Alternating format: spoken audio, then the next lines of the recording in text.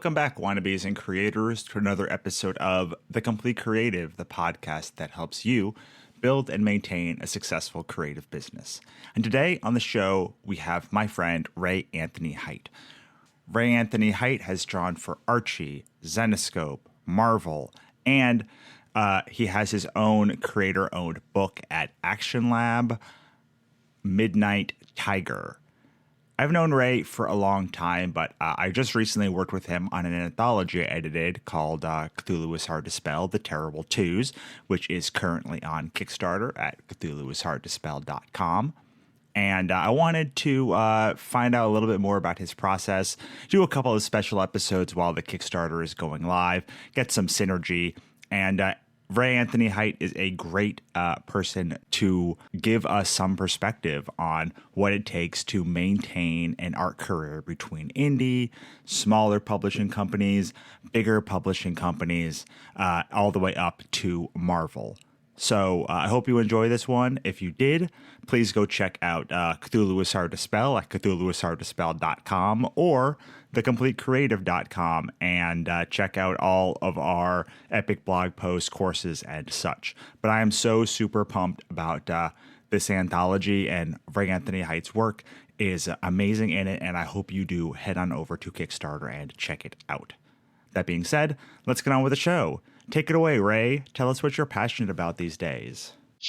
I'm passionate about comics, and I know that's vague, but it is the main focus of my life right now. So, as I know it is for you too. So, again, there's so much that we can do. I mean, I think we're just scratching the surface of all the things that comics can become. So. Did you see the Kickstarter for Ryan K. Lindsay's last book? No, I haven't actually. So it was Skyscraper. It was all told in the same basically a page of a skyscraper, and the only thing that changed was the dialogue and a little bit of what happens inside of the skyscraper. It was all like the outside of a skyscraper, and they would like cut in at different places as they were trying to solve this mystery.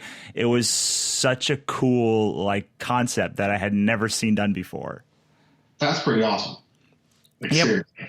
Yeah, but those are the kinds of things that I look forward to seeing. Not that I don't like the old, I still like a good regular comic book, but like I really enjoy being in this era of comics because there seems to be no limit to the creativity that people will put out there. I agree. Actually, that's one of my favorite things. I love when people start experimenting because, when someone else brings in a new idea, a new concept, it kind of really broadens the way you think about the things you do. So each time somebody does that, it helps. It helps the community in a big way. Yeah. So I saw Cats, the movie, and I certainly didn't think it was as bad as people thought because like I knew that Cats is just a kind of weird, odd, some would say horrible musical with like just doesn't make any sense. It's just like completely nonsense, but like in a wonderful way. And I thought the movie was like representative of like, well, I looked at it and I was like, that's the like it's literally unfilmable, and they filmed it, so like that is what you would get if you tried to make Cats well. That's kind of like the best possible iteration of what Cats could be as a movie.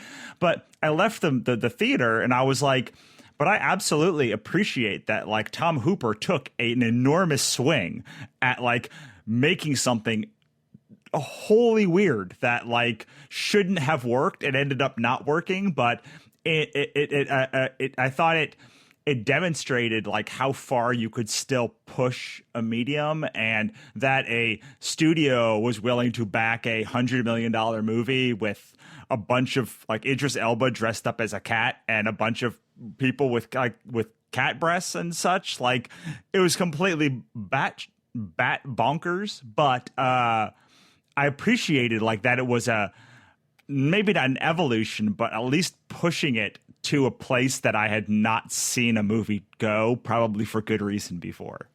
Right. I mean, quite honestly, I feel like that's a lot. We take more risk. Well, you know what? Yes and no. I think let's call it. I was born in 74, and I'm a child of the 80s, but I always like retro stuff. And Barbarella was one of my favorite, films, and also the original Flash.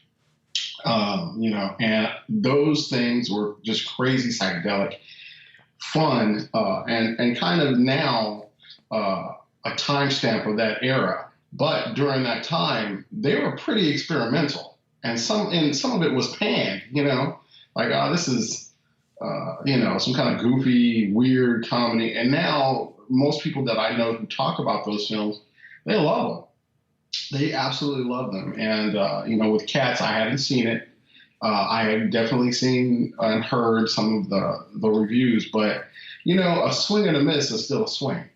So absolutely, and especially when look, I'm not a cat defender here. Like the end of a movie, she just turns to the main cat turns to the camera and says, "Do you know what the difference between the main thing about cats is that they're not dogs," and like that's the big number. It's like they big scream like cats are not dogs. And so I'm not a defender of cats. I'm just saying that and doing this for a long time, it's very easy to make something safe. Like you can go and you can pitch safe, and like if you have a little bit of a name, safe will get you a job. It may not get you the recognition. It may not get you an Oscar, but like there is always a job for the same thing done again. Oh yeah, I mean it's when you follow trends. So talking about, I'm glad we're on the subject, because I was thinking about the Martin Scorsese's and whoever else has made comments about the Marvel films. At the end of the day, I mean, the people are talking about, like Jennifer Aniston says, she doesn't want to live life on a green screen. I understand that too, and all of them are talking about the job is shrinking and what's cinema and what isn't. But at the end of the day, it's the studios. The studios make those decisions, and the studios want to make money. And if there's a trend where these movies are making billions of dollars, that's where they're going to put their money, because they want a return. If you want, to do films you want to do, there are scripts out there. I'm sure that all of those actors and directors or whatever have scripts that they see and stuff like that. And they also want to make money, but they're also rich, and it's kind of like, well, just do what you want. You have the money to fund whatever it is you're doing. If you want to make a film, I mean, like The Irishman, which I'm only halfway through. I like it. It's definitely a Scorsese, canon kind of thing. Like it's in his wheelhouse, is what he does, and he's very good at what he does. But if you want to do that, you have the money to do it. Don't complain about the studios, I mean, that's just it. Use your own money if you care. Yeah, so I have a little bit of different take on this. It becomes so when I was coming up, the money didn't so much matter because I wasn't doing this full time, so I was able to take a lot bigger swings. Even until a couple of years ago, I wasn't making really good money, like the kind of money that like I would hire 70 people to do a book, or like I didn't have these like huge projects that I was trying to develop. And so taking these swings, or a bunch of swings, or taking cuts, or like going to these small shows that like didn't end up panning out, because it didn't have a ton of production going on and like that money wasn't flowing already, I could do them. But when it came to, so last year, I had the worst run of releases I've ever had. Like I had spent $17,000 to build this, to test out this product, and I only made about $2,000 on it over the first like 6 months of launch, which is abnormal for me. Usually, I'll make at least my money back at launch. So it sent me scrambling, and I was like, oh my God, that was my plan. Like that was my year. My year was built around these launches that were completely different. They were novels. They were not like comics. I was doing them on Amazon, not Kickstarter. Like I was going to like completely reinvent the thing. And I had the balls to think that like they would just work out without like much headache, even though I was switching platforms and formats and all of these things like literally simultaneously. And what ended up happening was, even though in my little like I'm a very little niche with my own little following there. And like when people didn't follow me, suddenly I was like, oh my God, like this is what happens when like you try something new and it doesn't work out. Like this is like the bankrupt or bust moment. Like this is like I need to get a hit in the next 3 months or I have no idea what's going to happen. So I do think that even when you are mid-career or just a mid-career artist, it becomes a lot harder to break out and have those big swings, which is why I appreciate people like Tom Hopper and other people and creators who like in the middle of their career, they're just like, nope, I'm putting out something completely in left field, because having just gone through that, I know the odds of it working are so low that that it might push the medium forward. It might be the hit. It might be the biggest hit of your career, but like, God, the odds of doing something outside of your lane working, especially once you've got a lane up and operational, are so hard. Yeah, absolutely. I honestly feel like, you know, the failure makes success. I mean, you can't have one without the other. So when you take those swings, you know, there's definitely a level of calculation involved, but a lot of it is let's throw something at this and see if it sticks. Here's an avenue I haven't tried. Here's an idea I haven't tried. And it's all, I mean, no matter how much you plan and, you know, you do the numbers and you do all these things, it's really up to the audience to decide whether this works or not. You know, and that's really it. And if that particular group, you know, my wife and I have this term, which is a wrong group, where you do something and it doesn't seem like there's something that's off or doesn't fit or something like that. Sometimes you're just playing to the wrong group or the wrong venue or whatever, and that is okay.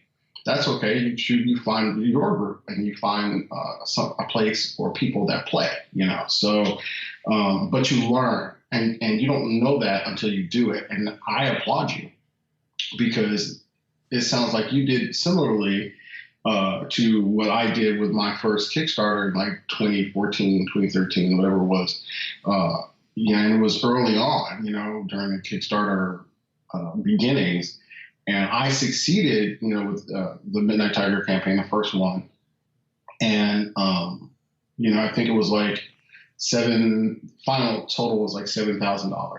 But I didn't know about shipping. I ended up costing me another $2,000. And I got out as much as I could. I did as much as I could, but it was a monster. And even though it succeeded in getting the name out there, and actually I ended up picking up the book and all these other, it succeeded, but I always called it me failing upwards, because in a lot of pieces of it, I feel like I failed. But on a whole, there was success. So I focus on that. I focus on the success of the failure. We got to do more of that kind of stuff. We got to take chances. But sometimes, you know, money's money, and we need money to live in this society. So you got to keep that in mind. Yeah, absolutely. But I really like what you were saying about succeeding to fail, because I just took those books and we ran a $10,000 Kickstarter for them. Like literally those same books that raised $2,000, I brought them to Kickstarter like a couple weeks ago, and they raised almost $10,000 for the same thing, just by like repackaging, retooling, refiguring it out. And so there is a lot of success you can get from failure, especially if you know that the product that you have is something you have made, and you can resell it, you can relaunch it, you can repackage it forever once you've made it and you've made it well. Absolutely. I mean, and then that's really it. Those last couple words, you made it and you made it well. You know, when something leaves your hands and you review it and you hear things that people say, you know it's good. And then you also, in the opposite respect, you know it's bad. So when something is good and you repackaging what was the initial failure, you succeeded and you learn what to do, and and you were able to have that presence of mind to say, you know what, I'm not just going to chalk this up as a failure and never do anything else with this, where some people do. They just get defeated. but you're a professional. So you're like, you know what? I know this is good. I know this product has an audience. Let me change the venue. Let me do this and that. And you made those adjustments and boom, you got it. You know, you figured it out. But the problem comes is I think where people truly fail is not getting them, like picking themselves up, dusting themselves off and trying it again. And, you know, learn from your mistakes. What happens is people just, you know, internalize the failure and then they're done. And that is so the wrong thing to do. You got to keep doing it. You got to keep going.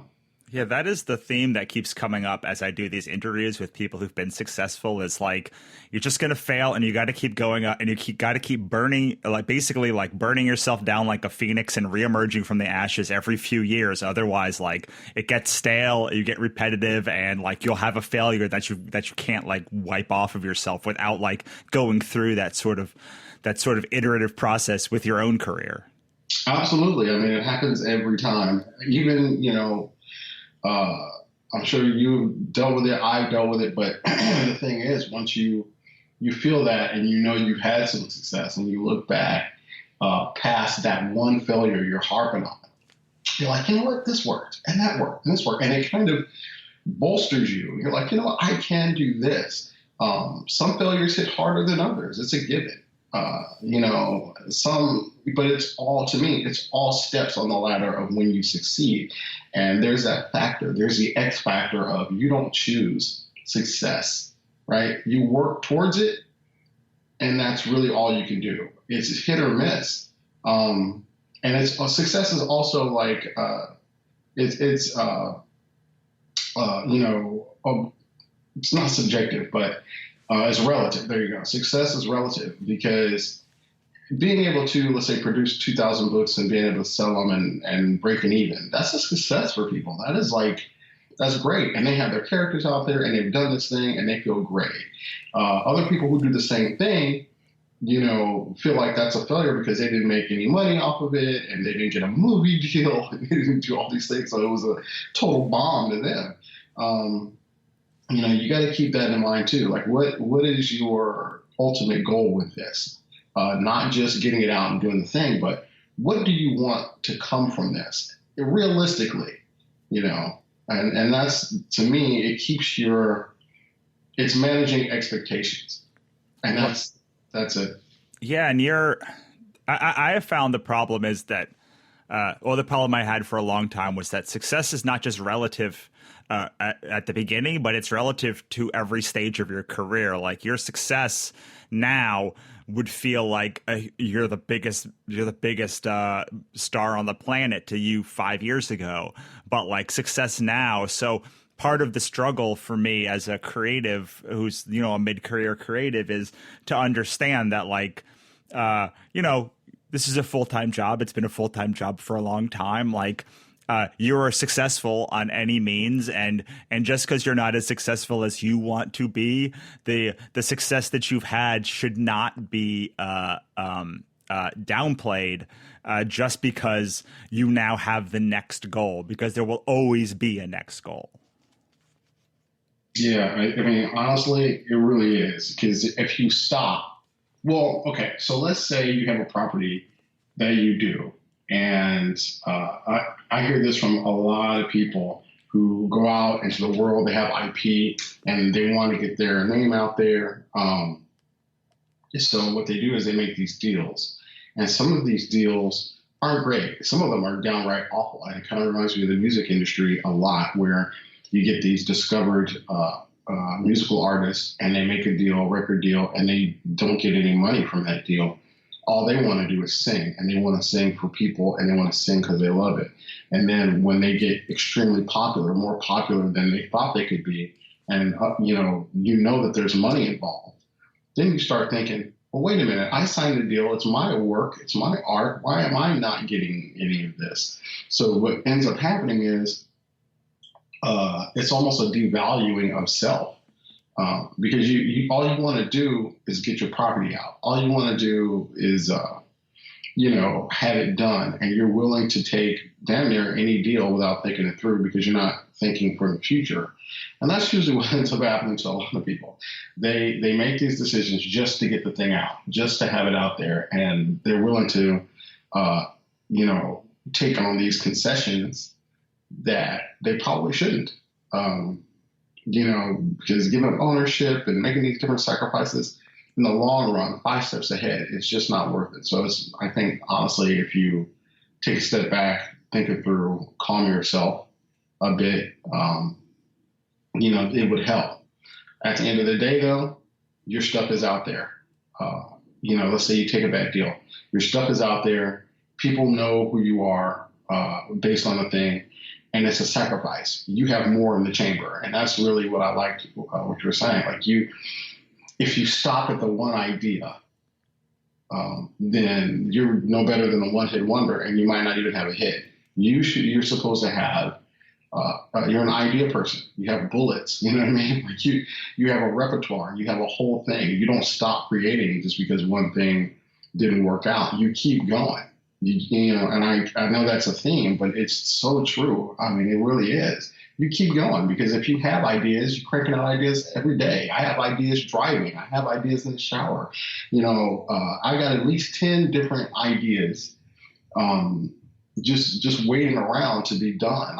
If something happened with my book, Midnight Tiger, I have a bunch of other ones. I'm launching another one in 2021, prepping this year. So you can't just sit on one idea. Now, again, like we said earlier, everything's relative. So if you only have the one idea and being an IP creator not necessarily is your passion, you just had, let's say you're an engineer, you just had one idea, then it's probably best you think things through if this is your one thing. Absolutely. I think it's so important that you have so many things. I mean, you've had Midnight Tiger for so long. I had my book Ichabod Jones Monster Hunter for about that long as well. And with Ichabod, I would never have been able to be full time with just Ichabod when I was starting out. But because I had a banger in Katrina and then a couple of other banger books that came out that were able to fund the company, Ichabod was able to grow an audience just sitting on my table. It was just this there would be part of the conversation at conventions and part of the conversation, but it was never the main part of my table, even when it was only Katrina and Ichabod. So but after 7 printings of that book, sometimes it's just you got the right product at the wrong time. And by being able to put more bullets in the chamber, as you said, you're able to let some of those things simmer and you might suddenly come back to it. And if I told myself in 2014, my most beloved book would be Ichabod Jones Monster Hunter, and it would be the only comic that I ever did a second volume of, I don't think that I would have believed me because of the reception to Ichabod when it first came out. But having that, a career's worth of stuff allowed some of those lesser well-known books to sort of simmer until they found their own audience. Well, yeah, I mean, I feel exactly the same, Russell. I mean, with Midnight Tiger, I had previous ideas, but I felt like, it's been 6+ years since I did it, and he's been a part of a crossover, he's part of a bigger universe and stuff like that. But if you'd asked me after the first issue hit at Action Lab, if I thought that I'd be returning to this, no, I I wouldn't believe you because it did okay, but it didn't do enough to do the complete series. The first issue did okay, and of course every issue after is in decline, but it didn't, when it hit, it's almost like you break even on the first one. Usually what you shoot for when you release or when you launch a series is you do well on the first issue, which is great because you calculate that into the drop of the second and third issues. And the second and third issues should be the break-even point, not the first issue. But if you're at the break-even point at launch, this is not a good sign. So yeah, that's basically what happened to me, and it just wasn't a point, because then it was like, well, this is not going to work out, and it's not even smart to finish because then you got printing costs and all this for the issues that are not going to sell. That's just throwing money away. And stopping at that issue made it easier for Action to recoup the funds it had, done from issue 0 through 2. So, and now it made money, but I'm just thinking if I had completed those last 2 issues back then, I would still owe money. So, it was a smart thing. It was sad because it was a little heartbreaking because, you put your love into this, but you have to move on. And now 6 years later, and I'm established as a regular freelancer at Marvel and done some work at Archie and Hasbro and all these different things, which has helped me learn more about the business. It helped me grow an audience, is all these different things. And I turn around, I look back, and now because of those things, the fan base for Midnight Tiger has grown. So it was almost like I planted a seed 6 years ago that's finally blooming. Absolutely. I love that idea. I want to dive deep on Midnight Tiger because you've touched on it a little bit. I've also had Vito Del Sante and Sean Isaacs from Stray on the show, and your career kind of seems to combine what I learned from both of them back on the show, like the Midnight Tiger and the Stray. Kind of Sean went from Stray to working for D&D and then working for Marvel eventually, and then now he's like a successful creator, artist for those companies, and it all kind of started with this book. So could you tell me if I'm totally off base there first, and then second, talk a little bit about Midnight Tiger and the journey for that book? No, you're dead on. Those guys they're family. They're I love those guys, and we're all peas in a pod there. You throw in Jamal Igle, who was already successful with Supergirl, him and Sterling Gates, and other things he had done. And we had a nice little tiny pocket of superhero universe back then, but just, focusing on those two, Vito and Sean.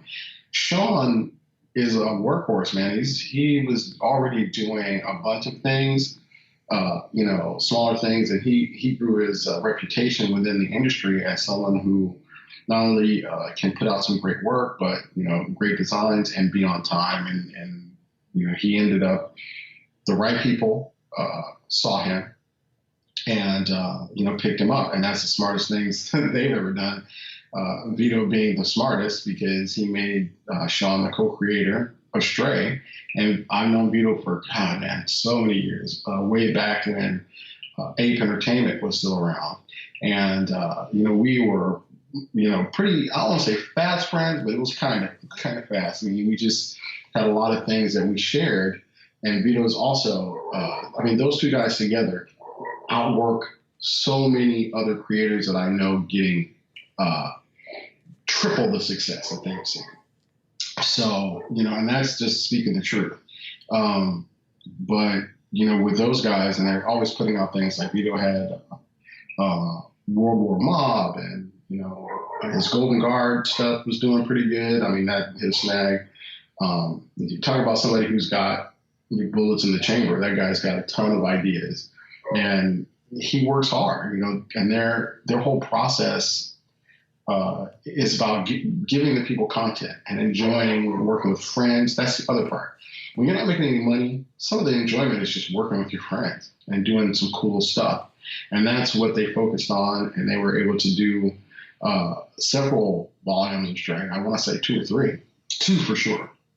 And those guys are just amazing. So their trajectory was, honestly, if they had their druthers, even though, everyone is interested in working for the big two to some degree because of their characters. It's not necessarily, I want to work for DC, I want to work for this person. No, I like Nightwing.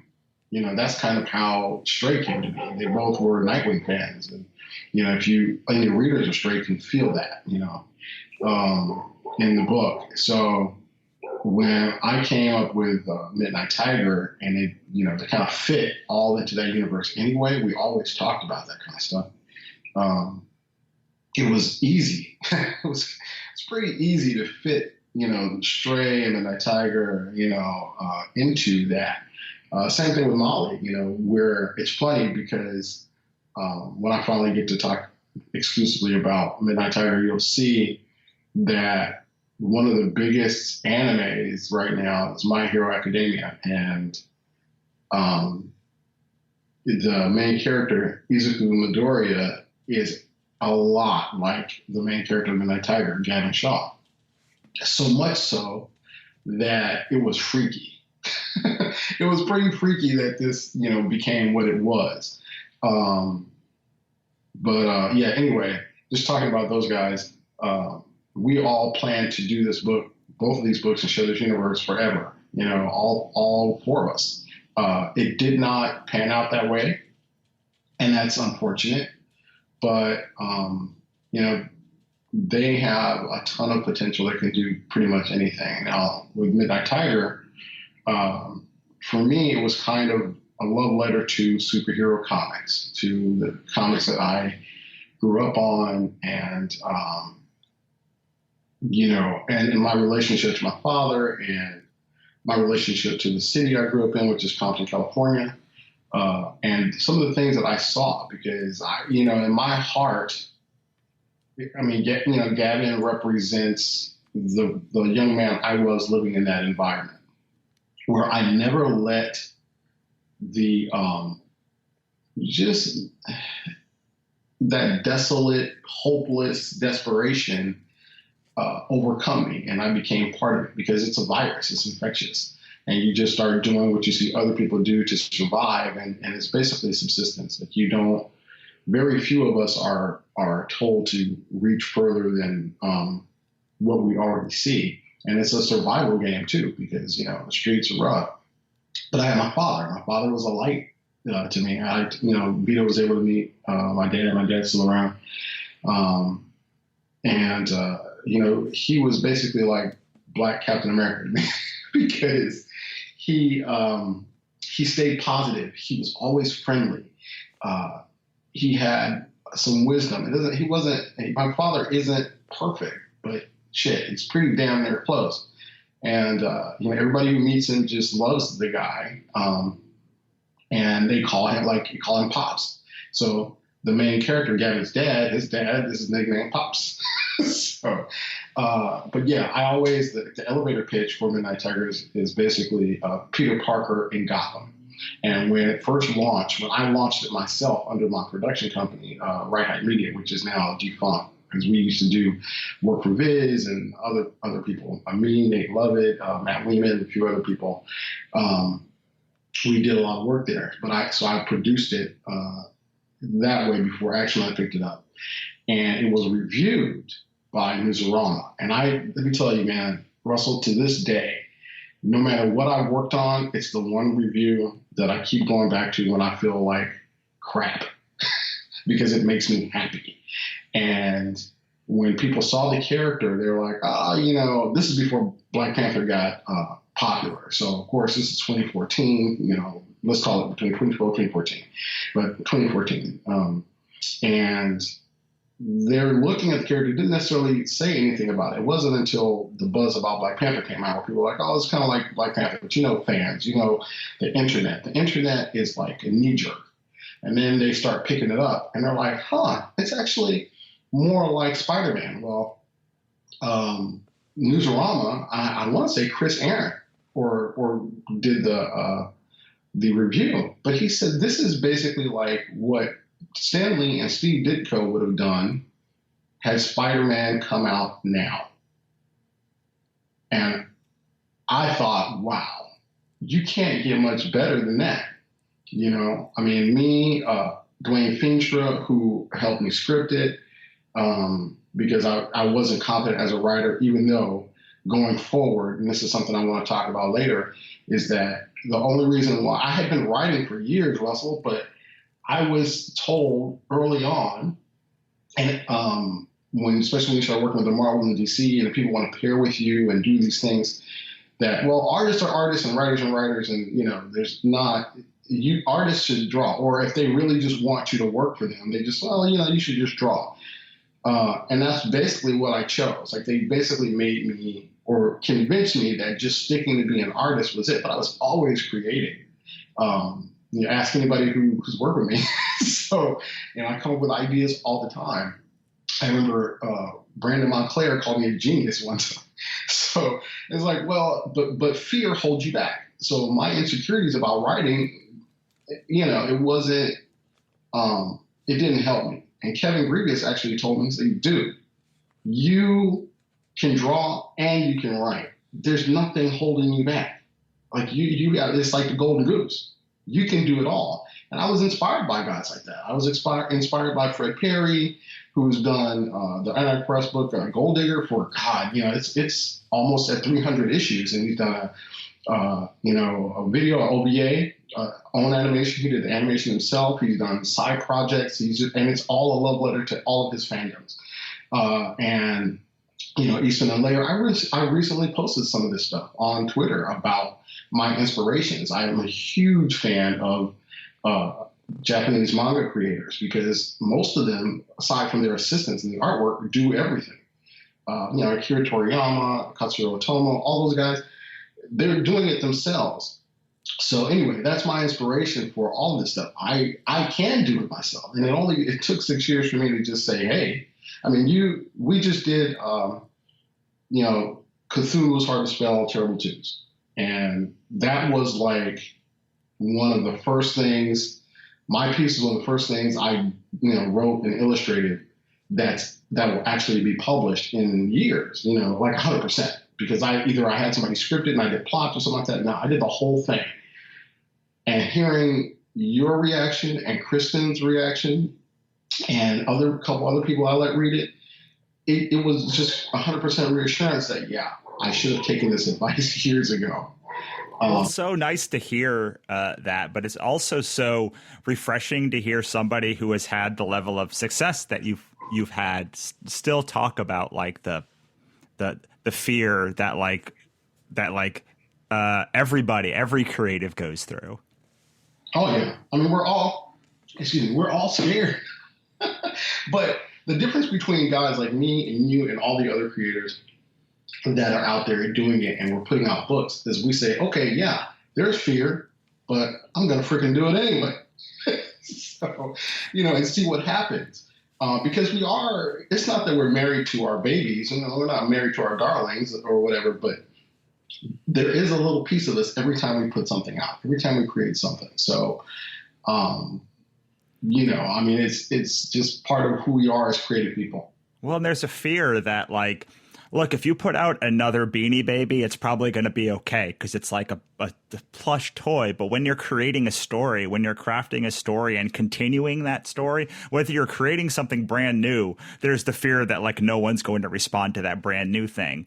But even when you're continuing something that has been successful or that people love, there's that fear that this is the time that I'm going to destroy everything. I'm going to not be true to the character this time, or they're not going to like this turn, or they're going to get to the end of this one and be like, well, now I'm bored, and then they're just going to fall off. And it doesn't matter whether you're creating something completely brand new or continuing something, because it's sort of this brand new thing every time. I don't know how even the most successful product that has been around for as many years as, I don't know, a soap opera has been around, can at least have some of that fear that the story is now still continuing on and it's still possible to break it.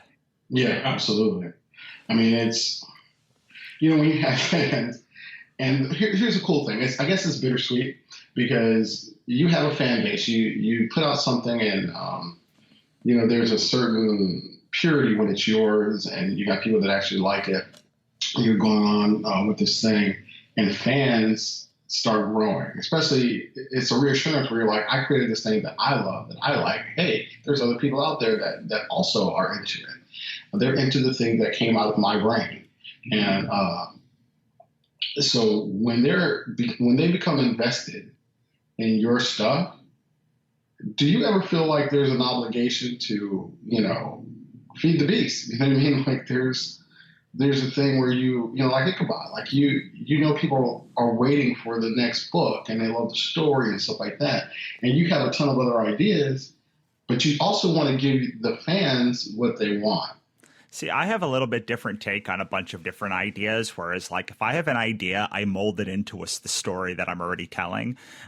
So like I have a series that I've been working on for a couple of years, and one that I'm writing now. And I'm like, I really want to talk about pterodactyls. And I'm like, well, I guess I'm going to throw a pterodactyl into some story at some point that I'm already working. So like I try not to.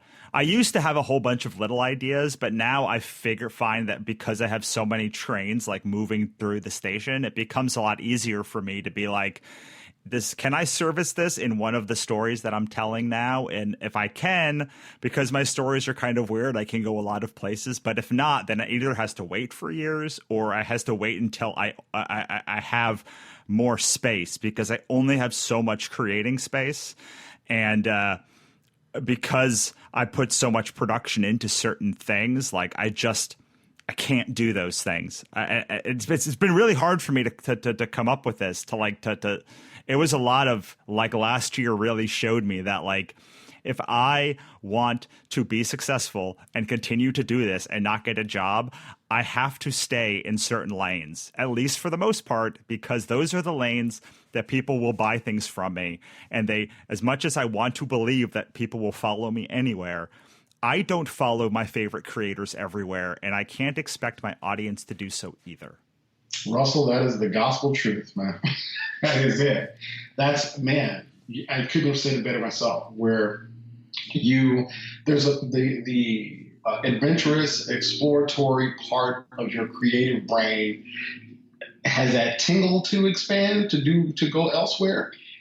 The practical, like, I need to make money off of this. I love it, but I also need to make money off this. So that's going to prevent me from doing X, Y, and Z.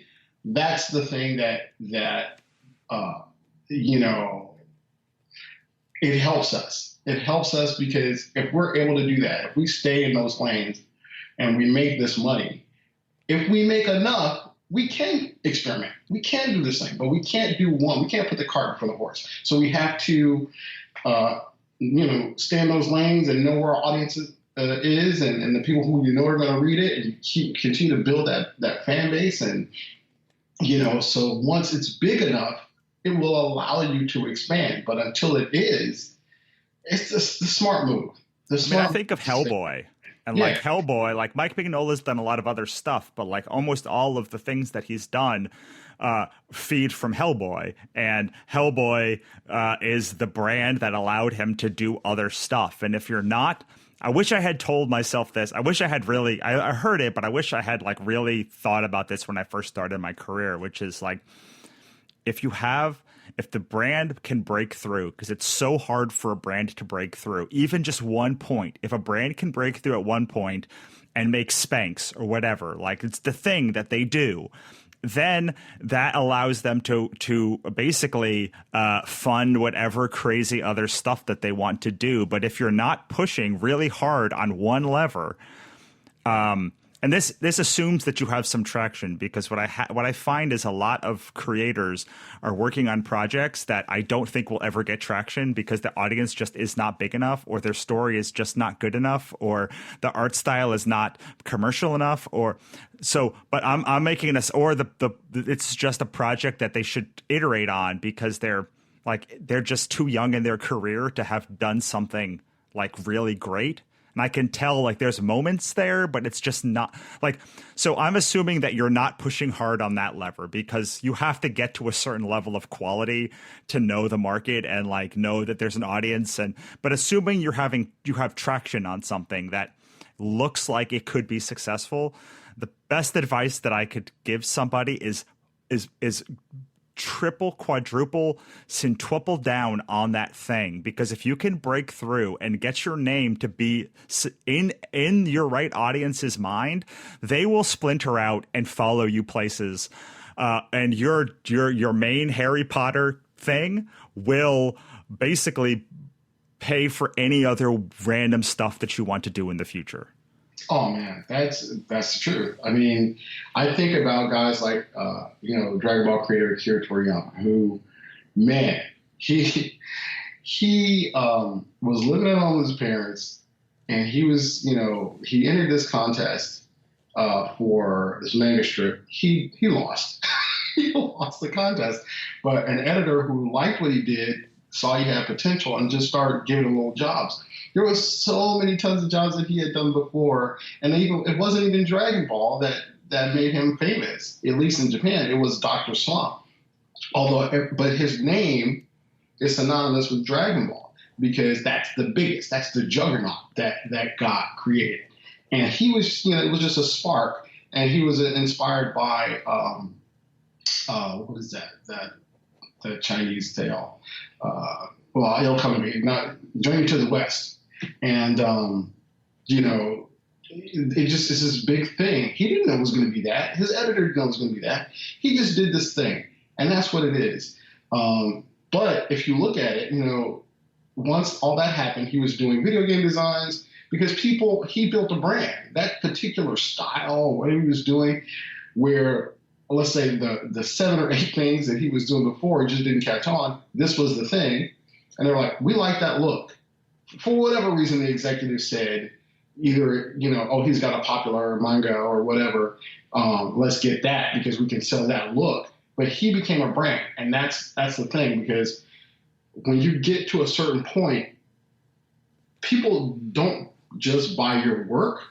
They're buying your brand. Absolutely. And I don't think it's articulated very well by managers and agents and people, the actual reason. Because when I started doing this, I was a screenwriter. I came to LA as a screenwriter. My manager said, you want to be number 1, 2, or 3 on somebody's list of one thing. Like, you don't want to be like this really good writer. You want to be like the go-to writer for Westerns or whatever the thing is, like buddy cop movies. And like, you want to be that one thing. And I was like, well, I want to write everything. And I don't think that people very articulate that exact thing that you're talking about like, if you are the number one person that does this thing, then whenever people make a list of the best things in that genre, you will be listed. And it is free publicity every single time. And it is free word of mouth every single time that if you can be listed as like the number one mythology person or the number one like person who does like YA Marvel style like action books, whatever the thing is, then it will, for the rest of as long as you can stay in that top 3, as long as you keep putting out good stuff, you will always, every single time, be top of mind. And that word of mouth referral stuff between businesses, between fans is the most valuable piece of marketing that you can have. And then it does become about making the next book, because then you can be like, well, now I just got to make the next book. And as long as it's good and these people know about it, they're going to keep buying it. Well, that's how it works. I mean, that's exactly how it works. I love that you mentioned my brand, because that's basically my brand, which is, a lot of the YA big action superhero kind of thing. And because think about it, like, I love a Western. I actually did a Western themed comic that only a few people know. It's semi-recent last year. And, I can't say too much about it, but it was being shopped around, production and stuff. And that was one of the most fun things I've done because I love a Western. But I don't know if the general public will ever see it at all. What I'm known for, I'm going to tell you, I've worked on so many different things so my 13-year freelance at Marvel anniversary is coming up, which is, it's coming up, I want to say February. And all that, I've worked on a ton of things, but the things that anybody remember me for are, I would say really the top 2 is Midnight Tiger, my own thing, and Moon Girl and Devil Dinosaur. That's it. I might have worked on 10 different properties. Superb, I worked on for, 7 or 8 issues. Very few people associate me with that. I did covers for that. I helped redesign that. I worked with David Walker. I would say by percentage, if Midnight Tiger holds the top spot at, let's say, 55%. And Moon Girl and Devil Dinosaur is 40%. The other 5% would be superb. And that was one of the things next to, I mean, all of them I'm proud of, but I got to do covers. I wasn't as involved as Lion Forge would let me be on that. So I'm pretty proud of the work that we did on that book. And I was at a convention recently in Long Beach. I mean, you were there, and only 2 people even looked at those books. Those 2 people bought them. I directed people towards it, but it was 2 people. I must have seen about 50 people over the weekend. And they just, if it wasn't a character that they knew, I sold out of Moon Girl and Devil Dinosaur. I sold out of all the popular things. Nobody even looked at Midnight Tiger. I mean, it was just it was all about pop stuff, unless they knew about it. And that's not always the case. I remember, depending on different shows, it's a different audience. So having, but it's all that young, energetic and stuff like that. Those are the jobs that I get, quote unquote, cast for, because I recently did Miles Morales, and I love Miles Morales. So it was great, and it's on my bucket list. But I was also thinking that it'd be nice to do. I did an Avengers thing years ago. It was a special thing for the military. I would love to take a crack at another Avengers thing. I can draw adults. I mean, other things I like to do is comedy and stuff like that. I mean, the thing for Cthulhu is hard to spell. That was like a dark comedy thing, but it also reflects some of the issues, like I talk about some of the things that interest me, and you know the topic of that story. So,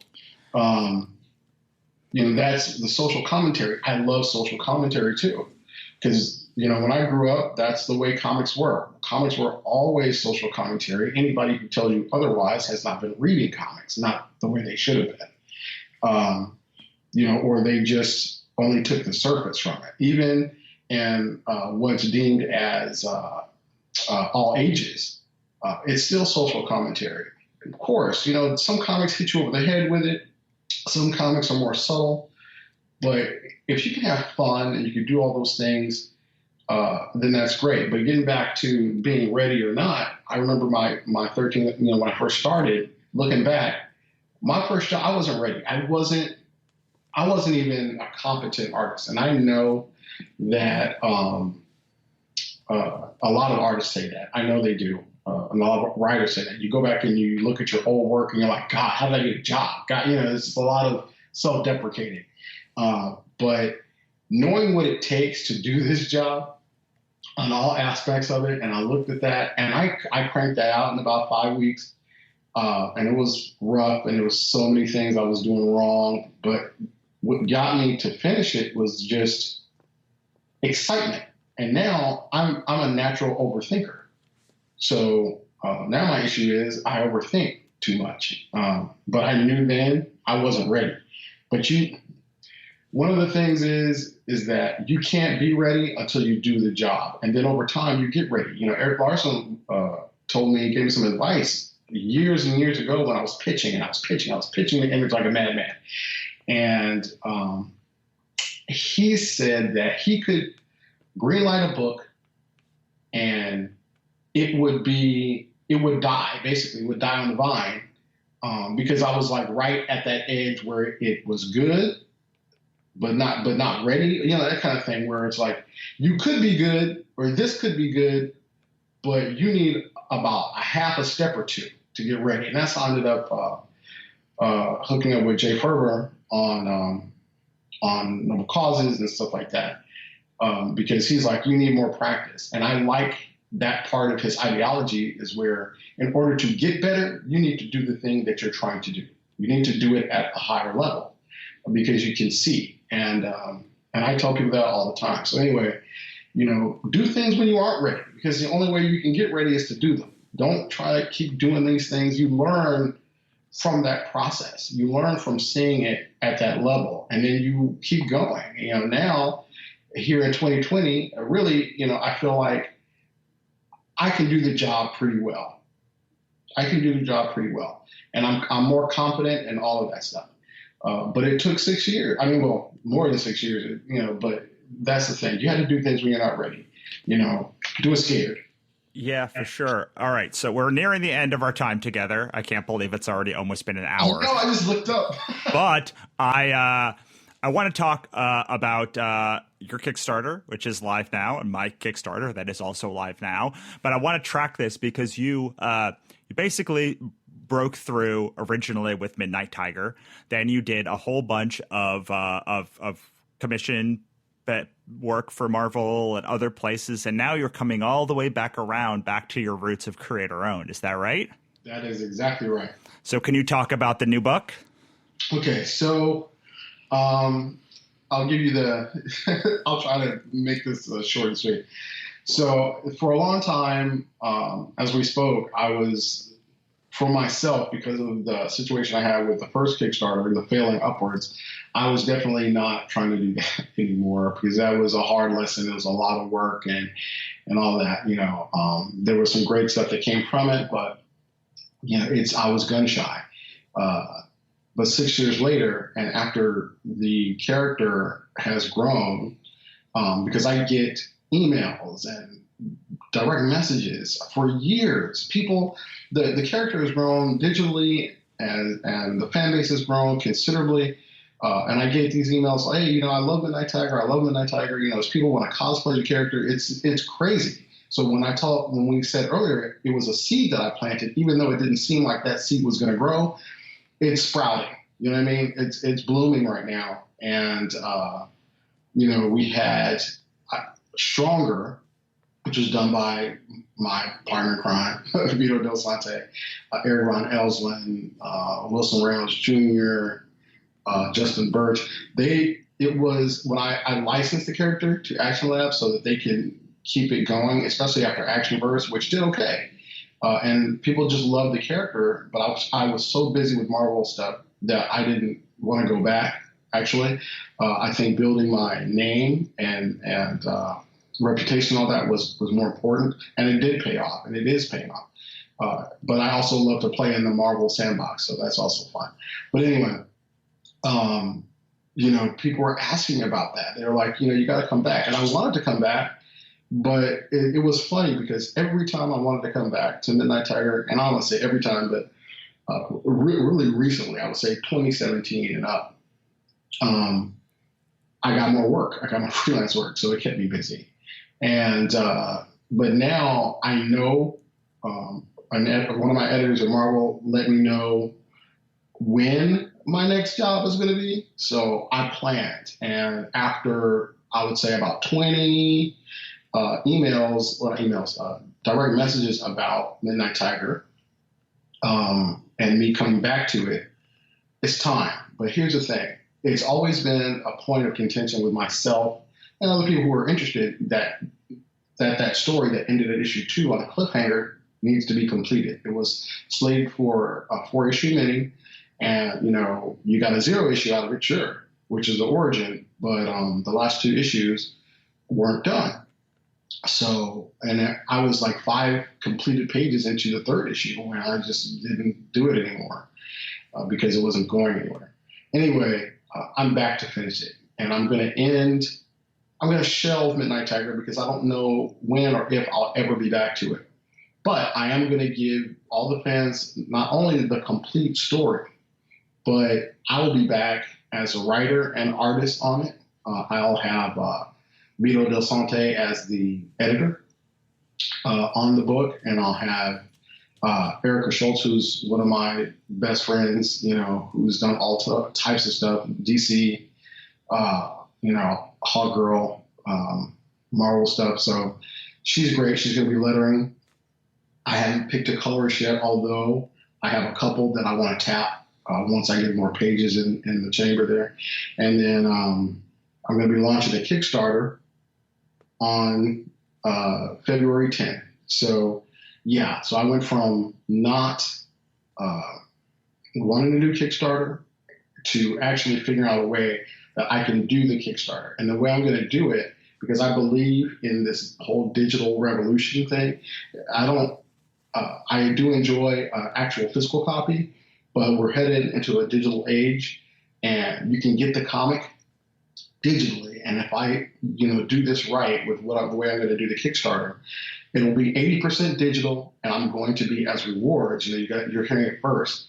The rewards will be the actual original pages from the book.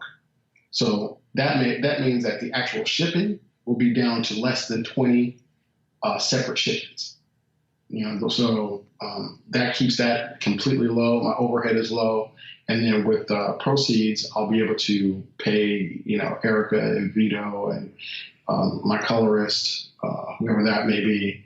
And I'll be able to do a short print run, about 500 copies to have at the convention to help promote the book. Because when Action Lab gets the file and it becomes, and actually gets published through Action Lab, then that'll be for the greater audience. But these are really just, this Kickstarter is not only to get the last 2 issues done, because it's going to be in 2 parts. So it'll be an issue 3 Kickstarter, and then it'll be an issue 4 Kickstarter that'll probably hit in November.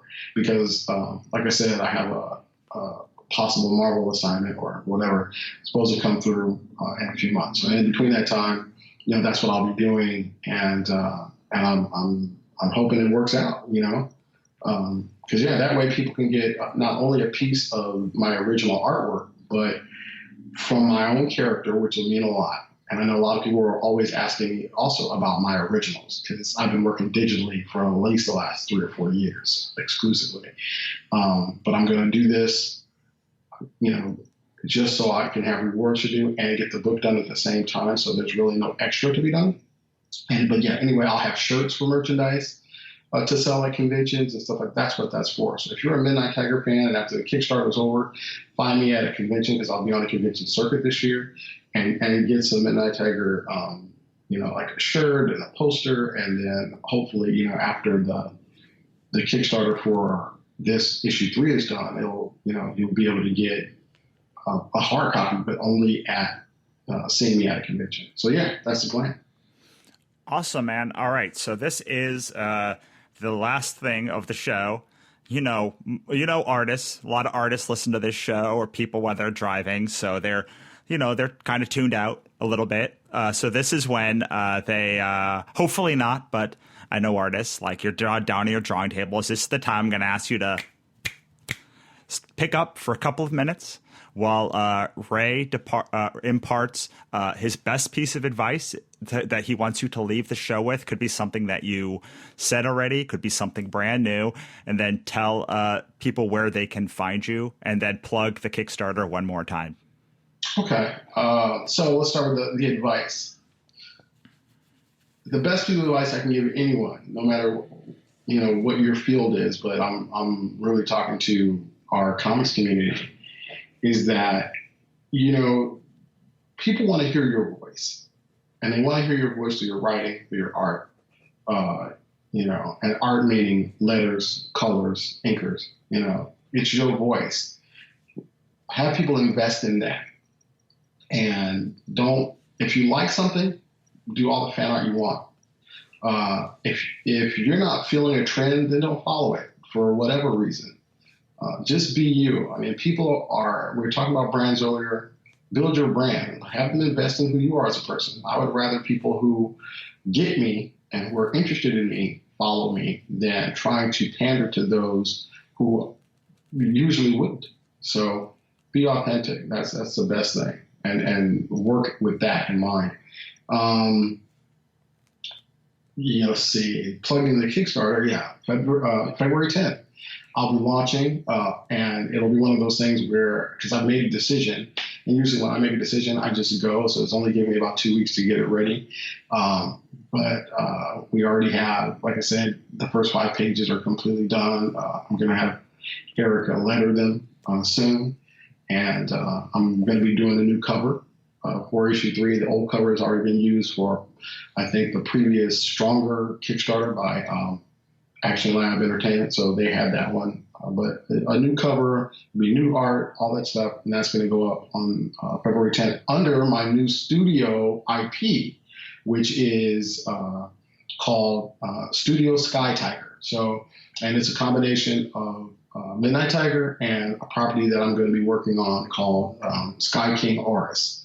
And that's much later. So yeah, hit me up on the Kickstarter. You can follow me now if you find me on there. What's that other thing, Russell, you wanted me to talk about? Where we can find you online. Oh, I'm easy to find. I try to make it as easy as possible. You either type in R.A. Haight or Ray Anthony Haight, and you can find me.